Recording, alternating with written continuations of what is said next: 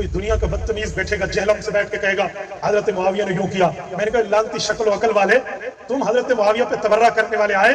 حضرت علی کا سگا بیٹا امام حسن حسین ہے, اس نے تو پوری زندگی ان کے خلاف ایک جملہ بھی نہیں کہا, بلکہ ان کے ہاتھ میں ہاتھ دے کر ان کی بیعت کر کے ان کی تائید. تم حضرت حسین کا نام لے کر حضرت معاویہ پہ انگلی ساز کرنے کی کوشش کرو گے, انشاءاللہ آئین اور قانون کے دائرے میں اب وہ بل پاس ہم نے کرا لیا ہے, تو اس کٹتی انگلی کو ہم توڑ کر دکھائیں. یاد رکھو رسول اللہ کے صحابہ, حضور کی اہل بیت کی حرمت کا قیامت کا. کسی نے پہلے جرت کی تھی تو تب بھی انجام کو پہنچا تھا, اب تو مفتی محمود کی نسل نے تمہیں انشاءاللہ آئین اور قانون کی سزا دے گی. تو کھلا کھلا کہا کہ اب یہ جہل میں بک بک کرے نا صحابہ پہ, حضرت معاویہ پہ, حضرت مغیرہ بن شعبہ پہ, یا کسی اور صحابی پہ, جہلم کے مسلمانوں کو میں نے کہا یقین مانیے ایف آئی آر لے کر آنا آپ کا کام اور الٹا لٹکانا پھر آئین کا کام.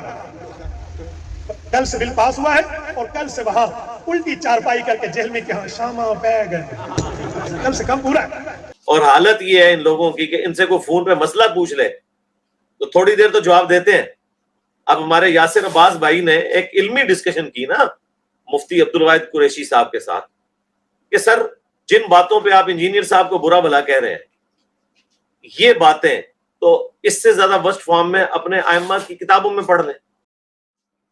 جو کوئی شخص اللہ کی رضا کی خاطر نہیں ریاکاری کے لیے یا خاندانی تعصب میں جنگ لڑ رہا ہے, مرنے سے پہلے اللہ تعالیٰ اسے ایکسپوز کر دے.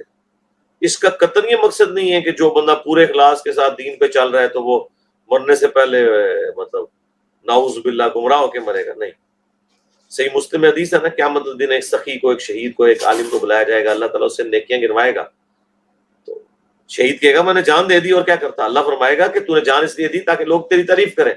اب یہ وہ بات تھی جو لوگوں کو تو نہیں پتا تھی نا, اور لوگ اسے جہنم میں دیکھیں آخرت میں کہیں گے یہ کیا ہوا جی, یہ تو پوری زندگی نیک اعمال کرتا رہا, اینڈ پہ تقدیر کا سرکار تقدیر اس پہ نہیں غالب بھائی, اس کی اپنے کیے ہوئے کرتوت سامنے ہے, ریاکاری کے لیے اس نے کیا سب کچھ. اسے اوندا منہ کر کے جہنم میں پھینکا جائے گا. پھر سخی سے اللہ تعالیٰ پوچھے گا کہ یا اللہ تو نے جہاں جہاں حکم دیا تھا میں نے وہاں خرچ کیا. اللہ تعالیٰ فرمائے گا تو نے خرچ اس لیے کیا کہ لوگ تجھے کہ بڑا امیر آدمی ہے اور بڑا اللہ کی راہ میں خرچ کرتا ہے, تو دنیا میں تجھے انعام مل چکا, میرے پاس کوئی اجر نہیں ہے. یعنی ریاکاری کو شرک اصغر اسی لیے کہا گیا. پھر عالم کو بلایا جائے گا, ہاں, اور اسے وہ کہے گا میرا تو اوڑھنا بچھونا ہی قرآن و سنت تھا, اور کیا تھا, میں تو پوری زندگی قال اللہ اور قال رسول کہتا رہا. جیسا یہ آپ کو علماء کہہ رہے ہوتے ہیں نا جی, دیکھیں جی انجینئر صاحب بولتے ہیں علماء پہ جن کی پوری زندگی قال اللہ و قال رسول ہے, وہ بھی کہے گا جی قال اللہ و قال رسول. اللہ تعالیٰ فرمائے گا تو نے تو اس لیے کیا کہ تجھے بڑا علامہ کہا جائے, اور آج کی ڈیٹ میں تیرے نام کے ساتھ اتنی اتنی لمبی دمیں لگی ہوئی ہوں, ٹھیک ہے جی, مشرق سے لے کے مغرب تک اور شمال سے لے کے جنوب تک. اور حالت یہ ہے ان لوگوں کی کہ ان سے کوئی فون پہ مسئلہ پوچھ لے تو تھوڑی دیر تو جواب دیتے ہیں. اب ہمارے یاسر عباس بھائی نے ایک علمی ڈسکشن کی نا مفتی عبدالواحد قریشی صاحب کے ساتھ کہ سر جن باتوں پہ آپ انجینئر صاحب کو برا بھلا کہہ رہے ہیں یہ باتیں تو اس سے زیادہ ورسٹ فارم میں اپنے ائمہ کی کتابوں میں پڑھ لیں. حضرت میں نے آپ سے ثبوت مانگا ہے, حضرت امام اعظم ابو حنیفہ رحمہ اللہ 150 ہجری میں فوت ہوئے ہیں, اور یہ بندے جن کی کتابیں آپ پیش کر رہے ہیں تو 150 ہجری میں پیدا بھی نہیں ہوئے تھے جب امام صاحب وفات پاتے ہیں. تو ان بندوں تک امام صاحب کی بات کس نے پہنچائی, یہ کوئی ثبوت دیں. ایک بندہ لکھ کے امام صاحب کے سر کو جملہ مار دے تو امام صاحب کو جملہ ہو جاتا ہے. بسم اللہ فرمائیں, ثبوت پیش فرمائیں. بیٹا ثبوت تب دیں جب بات ثابت ہو. ثابت اسے کہتے ہیں جو کہیں بات ہو تو صحیح نا. یہ تو ابو شکور مولوی کی بات اٹھا کے ہمارے سر مار رہے ہیں.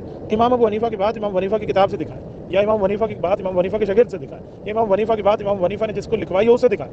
امام حنیفہ 150 ہجری میں فوت ہوئے ہیں, اور یہ مولوی صاحب کب پیدا ہوئے ہیں, اس نے امام حنیفہ کی بات کہاں سے سن لی, اس کا کوئی ثبوت دکھائیں. نہ اوپر کوئی سند ہے, نہ اوپر کوئی بات ہے, نہ اوپر کوئی یہ کہتے ہیں میں نے ابو حنیفہ سے خود سنا, نہ اوپر یہ کہتے ہیں میں امام حنیفہ کا شاگرد ہوں. اس نے اپنی طرف سے ایک بات لکھ دی ہے, یہ امام صاحب کا قول کیسے ہو سکتا ہے. ثبوت یہ مانگے, انہوں نے کہا مرزا کی بات اٹھا کر ہمیں نہ دے کہ مرزا یہ لکھتا ہے, یہ کام سارے مرزے کے. یہ بتاؤ کہ امام حنیفہ کے اس مولوی سے ملاقات ہے, امام حنیفہ نے اس مولوی کو خود بتایا, یہ مولوی نے اپنی طرف سے لکھ کے امام صاحب کے سر مار دیا. تلک دماء قد طہر اللہ ایدینا فلنطہر السنتنا. ہمارے ائمہ تو کہتے تھے کہ وہ خون ہے جن خونوں سے اللہ تعالیٰ نے ہمارے ہاتھوں کو محفوظ رکھا ہے, ہم اپنی زبانوں کو ان سے محفوظ رکھیں. یہ بات ہے ہمارے اکابرین کی, احناف کی, شوافے کی. سبحان اللہ, یہ اس طرح کی باتیں اٹھا کے امام صاحب کے سر مار دے. وعلیکم السلام ورحمۃ اللہ وبرکاتہ. مفتی صاحب اصل بات یہ ہے کہ یہ جو کتاب ہے نا یہ مرزا صاحب نے پرنٹ نہیں کیا, پہلی تو یہ بات ہے سر جی. دوسری یہ بات ہے کہ اس کتاب سے جو پرنٹ کر رہے ہیں, جو اس کو سیل کر رہے ہیں, جو اس کتاب سے پیسے کما رہے ہیں, وہ بھی مرزا صاحب کے پاس پیسے نہیں آ رہے, وہ بھی احناف لے رہے ہیں. ٹھیک ہے, آپ اس اپنی ویڈیو میں کہیں کہ یہ اس کتاب چھاپنے والے, کتاب کو جو یہ اس کو سیل کر کے پیسے لے رہے ہیں, جن کے پاس یہ پیسے جا رہے ہیں, یہ سارے کے سارے رافضی ہیں. انہوں نے امام ابو حنیفہ پر جھوٹ باندھا ہے. تو یہ آپ ویڈیو میں بات کریں. اس طرح وائس سے کیا ہوتا ہے؟ یہی جو باتیں آپ کر رہے ہیں نا، اس کی مولوی سے ہمارا کیا واسطہ؟ اسی مولوی کے بارے میں آپ بات کریں میڈیا پہ تو ہم آپ کو مانیں گے، واقعی آپ بہادر ہیں، واقعی آپ دلیر ہیں. تو مفتی صاحب اس طرح بات نہ کیا کریں. یہ تو آپ کہانی کروا رہے ہیں اپنے عوام کو کہ اوپر سے اس بندے کو مانا ہوا ہے اور نیچے پبلک کو کہانی کروا رہے ہیں کہ ہمارے اس بندے سے واسطہ ہی نہیں. کتاب آپ لوگ چھاپ رہے ہیں، ترجمے آپ لوگ کر رہے ہیں اس کتاب کے، اور اس کتاب کی جو پرنٹ کر کے اس کو شیئر کر کے پیسے بھی لے رہے ہیں. تو یہ تو دگلی پالیسی ہوئی نا کہ باہر سے اس سے پیسے کماؤ، اس کتاب کو اپنا کتاب مانو، اور اندر سے کہہ دو اس کتاب سے ہمارا واسطے نہیں ہے. تو یہ کہانی کروانا بند کریں. مفتی صاحب یہ جو جملے آپ نے وائس کر کے اس بھائی کو بھیجے نا، یہی جملے آپ ہمیں بتائیں ویڈیو میں کہ میرا اس کتاب لکھنے والے سے کوئی تعلق نہیں، اور جو اس کتاب کو جس نے لکھا وہ رافضی، اس کے بعد جس نے یہ کتاب لکھا اور جس نے امام ابو حنیفہ کی طرف جھوٹ منسوب کیا وہ یعنی بدگمان شخص. یہ الفاظ آپ استعمال کریں جو آپ مرزا صاحب کے بارے میں الفاظ استعمال کرتے ہیں نا، وہی الفاظ آپ اس مولوی کے بارے میں استعمال کریں ویڈیو میں. تو پھر ہم دیکھتے ہیں کہ آپ کا کیا اشر کرتے ہیں علماء دیوبند. ٹھیک ہے بیٹا انہیں کہو زیادہ بک بک کرنے کی ضرورت نہیں ہے. بات کرنی ہے تو امام حنیفہ ثابت کرو. احناف میں بھی تمہاری طرح کوئی 2 نمبر ہوں گے نا، کسی نے چھاپی ہے، کسی نے کمایا، کسی نے نہیں کمایا، کیا کیا ہے کیا نہیں کیا، وہ جانو اور تم جانو. ہم سے بات کرنی ہے، ہمارے امام کا نام لینا، تو ہمارے امام کی کتاب دکھاؤ، اللہ اللہ اور خیر سلام. اگر ہمارے امام کی ڈائریکٹ کتاب نہیں ہے یا اس کے شاگرد کی نہیں ہے تو پھر اپنے ابا کو اپنے جیب میں رکھو. تو آپ یہی بات ہے نا اگل دیں اپنی ویڈیو میں، تو انشاءاللہ تعالیٰ آپ کو آپ کے علماء دیوبند اس بات کا جواب دیں گے کتاب ثابت ہے یا نہیں. اور سر جی یہ تو چھوٹی باتیں ہیں، اس سے آپ آگے جائیں. ملا علی قاری کے فتاویٰ موجود ہیں، بدر الدین عینی انفی کے فتاویٰ موجود ہیں. کس کس سے آپ جان چھڑائیں گے مفتی صاحب؟ آپ سب کو کہیں گے کہ یہ چیزیں بنی ہوئی ہیں، اینڈ آپ نے 2 نمبر باتیں کی ہیں. تو میرے بھائی یہ کوئی علمی بات نہیں ہے، یہ اپنے عوام کو کوئی اور کہانی کروانی ہے اور دوسروں کے سامنے کوئی اور رویہ رکھنا ہے. تو اب عوام لکھ پڑ چکی ہے مفتی صاحب، اس کا یہ کہانی آپ کیا نہیں چلے گی. آپ یہ نہیں جو جملہ بیان کیا ہے کہ یہ کتاب ثابت نہیں، یہ 2 نمبر ہے، تو یہی آپ کیمرے میں یہ بات اگل دیں تو ہم کہیں گے چلے ٹھیک ہے آپ مفتی صاحب آپ ٹھیک ہیں، ہم اس سے رجوع کرتے ہیں. ٹھیک ہے مفتی صاحب. بک بک کرتے ہیں چوہے کے اور بلی کی طرح بھیگی بلی بن کے اندر جاتا ہے. یہ دیکھو باہر نکل، شرم نہیں آتی ان بے غیرت انسانوں کو، بے حیا کو. اس مرزے کو بل میں چھپا کے بٹھایا ہوا ہے، اس میں غیرت نام کی کوئی چیز ہے تو وہ آئے نا علماء حق کے سامنے.